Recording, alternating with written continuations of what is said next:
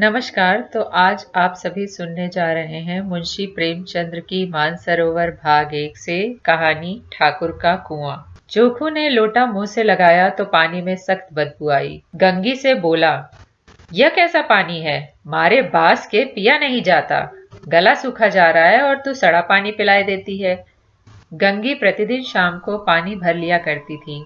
कुआं दूर था, बार बार जाना मुश्किल था। कल वह पानी लाई तो उसमें बू बिल्कुल न थी। आज पानी में बदबू कैसी?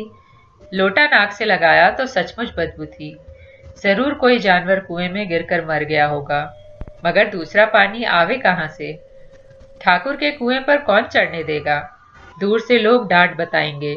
साहू का कुआं गांव के उस सिरे पर है, परंतु वहां भी कौन पानी भरने देगा? कोई कुआं गांव में है नहीं। जोखू कई दिन से बीमार है। कुछ देर तक तो प्यास रोके चुप पड़ा रहा, फिर बोला, अब तो मारे प्यास के रहा नहीं जाता। ला, थोड़ा पानी नाक बंद करके पी लूं। गंगी ने पानी न दिया।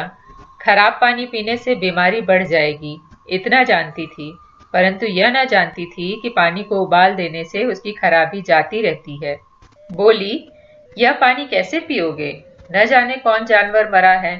कुएं से मैं दूसरा पानी लाए देती हूँ। जोखू ने आश्चर्य से उसकी ओर देखा। दूसरा पानी कहाँ से लाएगी? ठाकुर और साहू के 2 कुएं तो है, क्या एक लोटा पानी न भरने देंगे? हाथ पांव तुड़वा आएगी और कुछ न होगा। बैठ चुपके से। ब्राह्मण देवता आशीर्वाद देंगे, ठाकुर लाठी मारेंगे, साहू 1 के 5 लेंगे। गरीबों का दर्द कौन समझता है? हम तो मर भी जाते हैं तो कोई द्वार पर झांकने नहीं आता। कंधा देना तो बड़ी बात है, ऐसे लोग कुएं से पानी भरने देंगे? इन शब्दों में कड़वा सत्य था। गंगी क्या जवाब देती, किंतु उसने वह बदबूदार पानी पीने को न दिया। रात के 9 बजे थे। थके मांदे मजदूर तो सो चुके थे। ठाकुर के दरवाजे पर 10-5 बेफिक्रे जमा थे। मैदानी बहादुरी का तो न अब जमाना रहा है न मौका। कानूनी बहादुरी की बातें हो रही थी। कितनी होशियारी से ठाकुर ने थानेदार को एक खास रिश्वत दे दी और साफ निकल गए। कितनी अकलमंदी से एक मार्के के मुकदमे की नकल ले आए। नाजिर और मोहतमीम सभी कहते थे नकल नहीं मिल सकती। कोई 50 मांगता, कोई 100। यहाँ वे पैसे कौड़ी नकल उड़ा दी। काम करने का ढंग चाहिए। इसी समय गंगी कुएं से पानी लेने पहुंची। कुप्पी की धुंधली रोशनी कुएं पर आ रही थी। गंगी जगत की आड़ में बैठी मौके का इंतजार करने लगी। इस कुएं का पानी सारा गांव पीता है, किसी के लिए रोक नहीं। सिर्फ ये बदनसीब नहीं भर सकते। गंगी का विद्रोही दिल रिवाजी पाबंदियों और मजबूरियों पर चोट करने लगा। हम क्यों नीच हैं और ये लोग क्यों ऊंच हैं? इसलिए कि ये लोग गले में तागा डाल लेते हैं। यहाँ तो जितने हैं एक से एक छठे हैं। चोरी ये करें, जाल फरेब ये करें, झूठे मुकदमे ये करें। अभी इस ठाकुर ने तो उस दिन बेचारे गड़ेरिये की एक भेड़ चुरा ली थी और बाद को मारकर खा गया। इन्हीं पंडित के घर में तो 12 मास जुआ होता है। यही साहू जी तो घी में तेल मिलाकर बेचते हैं। काम करा लेते हैं, मजदूरी देने नानी मरती है। किस किस बात में है हमसे ऊंचे? हाँ, मुंह से हमसे ऊंचे हैं। हम गली गली चिल्लाते नहीं कि हम ऊंचे हैं, हम ऊंचे हैं। कभी गांव में आ जाती हूँ तो रस भरी आंख से देखने लगते हैं, जैसे सबकी छाती पर सांप लौटने लगता है। परंतु घमंड यह कि हम ऊंचे हैं। कुएं पर किसी के आने की आहट हुई। गंगी की छाती धक धक करने लगी। कहीं देख ले तो गजब हो जाए, एक लात भी तो नीचे न पड़े। उसने घड़ा और रस्सी उठा ली और झुककर चलती हुई एक वृक्ष के अंधेरे साये में जा खड़ी हुई। कब इन लोगों को दया आती है किसी पर? बेचारे महंगू को इतना मारा कि महीनों लहू थूकता रहा, इसलिए तो कि उसने बेगार न दी थी। इस पर ये लोग ऊंचे बनते हैं। कुएं पर 2 स्त्री पानी भरने आई थीं।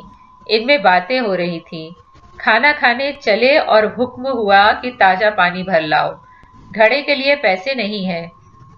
हम लोगों को आराम से बैठे देखकर जैसे मर्दों को जलन होती है। हाँ, यह तो न हुआ कि कलसिया उठाकर भर लाते।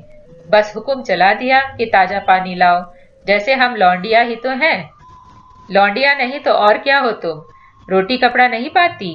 10-5 रुपए भी छीन झपट कर ले ही लेती हो। और लौंडिया कैसी होती है? मत लजाओ दीदी, छिन भर आराम करने को जी तरस कर रह जाता है। इतना काम किसी दूसरे के घर कर देती तो इससे कहीं आराम से रहती। ऊपर से वह एहसान मानता। यहाँ काम करते करते मर जाओ पर किसी का मुंह ही सीधा नहीं होता।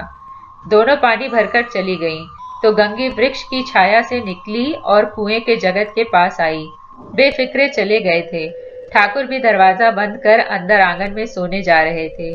गंगी ने क्षणिक सुख की सांस ली। किसी तरह मैदान तो साफ हुआ।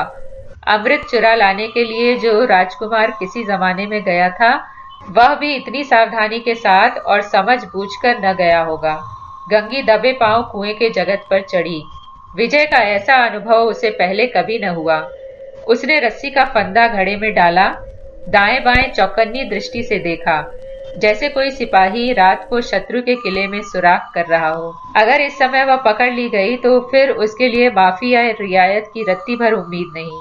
अंत में देवताओं को याद करके उसने कलेजा मजबूत किया और घड़ा कुएं में डाल दिया। घड़े ने पानी में गोता लगाया, बहुत ही आहिस्ता, जरा भी आवाज न हुई। गंगी ने 2-4 हाथ जल्दी जल्दी मारे। घड़ा कुएं के मुंह तक आ पहुंचा। कोई बड़ा शहजोर पहलवान भी इतनी तेजी से उसे न खींच सकता था। गंगी झुकी कि घड़े को पकड़कर जगत पर रखे कि एकाएक ठाकुर साहब का दरवाजा खुल गया। शेर का मुंह इससे अधिक भयानक न होगा। गंगी के हाथ से रस्सी छूट गई। रस्सी के साथ घड़ा धड़ाम से पानी में गिरा और कई क्षण तक पानी में हलकोरे की आवाजें सुनाई देती रही। ठाकुर, कौन है? कौन है? पुकारते हुए कुएं की तरफ जा रहे थे और गंगी जगत से कूदकर भागी जा रही थी। घर पहुंचकर देखा कि जोखू लोटा मुंह से लगाए वही मैला गंदा पानी पी रहा है। तो आप सभी सुन रहे थे मानसरोवर भाग 1 से कहानी ठाकुर का कुआं। मेरे चैनल को प्लीज लाइक करें, सब्सक्राइब करें और अपने साहित्य प्रेमी मित्रों के साथ शेयर करें और बेल आइकन को हिट करना न भूलें, जिससे आप मेरी आगे वाली कहानियों को ऐसे ही लगातार समय पर सुन सकें। धन्यवाद। जल्दी मिलते हैं एक नई कहानी के साथ।